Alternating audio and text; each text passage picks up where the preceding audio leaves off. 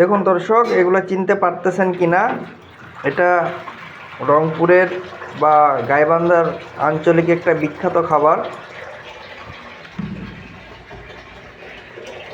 দেখতে অনেকটা ঠিক এইরকম ডিমের মতো, যেটা দীর্ঘদিন সংরক্ষণ করে রাখা যায়। তো এটার আঞ্চলিক নাম কি, এটা আপনারা আমাদের সবাইকে জানাবেন।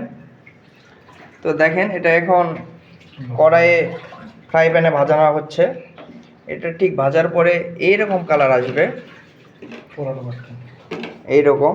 তো আসলে আমরা এটা ফ্রাই প্যানে ভাজতেছি। আঞ্চলিক বা গ্রামে সাধারণত মানুষেরা এটা মাটির চুলাতে রান্না শেষে আগুনের ভেতরে দিয়ে রাখে এবং পোড়া শেষে এটা অনেকটা তুলতুলে হয়ে যায়।